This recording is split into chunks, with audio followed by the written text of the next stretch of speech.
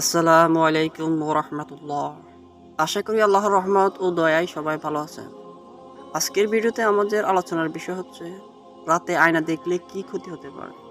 আসুন ভিডিওটি শুরু করা যাক। তার আগে বলে নিচ্ছি ভিডিওটি শেষ পর্যন্ত দেখুন। আমাদের সমাজে এমন কিছু কথা প্রচলিত আছে, যার একটি হচ্ছে রাতে আয়না দেখলে সংসারে অমঙ্গল হয়, স্বামীর হায়াত কমে যায়, মানুষ দ্রুত মারা যায়, ঘরে বরকত আসে না ইত্যাদি। আসুন আজ আমরা কোরআন ও সুন্নাহ দিয়ে এই ব্যাপারটি বিশ্লেষণ করব ইনশাআল্লাহ। প্রিয় দর্শক, রাতে আয়না দেখতেও অনেকে নিষেধ করেন, আবার অনেকে রাতে আয়না দেখে চুল আঁচড়াতেও নিষেধ করেন।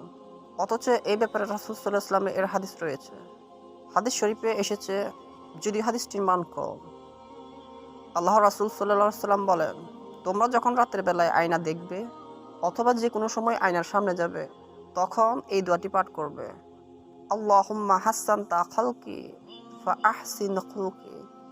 আমি আবারও বলছি, আল্লাহুম্মা হাসানতা খালকি ফা আহসিন খুলকি।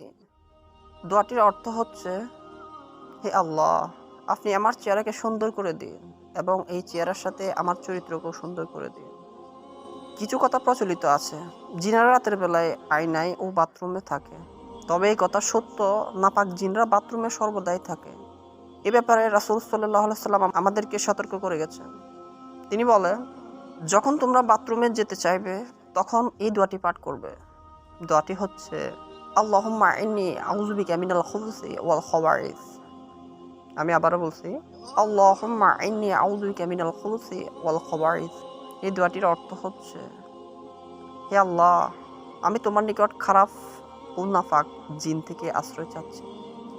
আমাদের দেশে আয়না দেখার ব্যাপারে যে কথাগুলো গ্রামে প্রচলিত আছে, তার প্রধান কারণ হচ্ছে বয়স্করা। তারা এই ব্যাপারে আমাদেরকে ভীত করে দেয়। তবে তাদের সময়কালে রাতের বেলায় আলোর খুব একটা ব্যবস্থা ছিল না এবং মানুষের জনসমাগম ছিল কম, তাই জিনদের উপদ্রব বেশি ছিল। আমাদেরকে একটি কথা মনে রাখতে হবে, যেখানে মানুষের জনসমাগম থাকে না এবং আলোর ব্যবহার হয় না, সেখানে জিনেরা ধীরে ধীরে বসবাস করতে শুরু করে দেয়। যেমন ধরুন, খুব পুরাতন দালান কোঠা, পুরাতন রেল লাইন, কবরস্থান ইত্যাদি। এই বিষয়গুলোর ব্যাপারে আমাদের সঠিক ব্যাপারটি অবশ্যই জানা উচিত। আসলে কি এই বিষয়গুলো কোরআন ও সুন্নাতে আছে, নাকি আগেকার যুগের অনুমান করা কিছু উপকথা?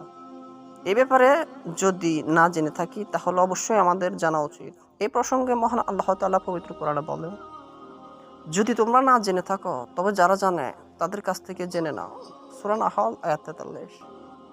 অতএব আপনি দিনে অথবা রাতের যে কোনো সময় আয়না দেখতে পারবেন, চুল আঁচড়াতে পারবেন, কেননা কোরআন হাদিসে এর কোনো নিষেধাজ্ঞা নেই।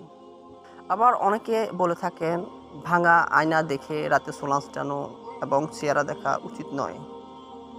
এক্ষেত্রে আপনার উপর জিন আসর করতে পারে অথবা ভর করতে পারে। এটাও আমাদের সমাজের একটা কুসংস্কার।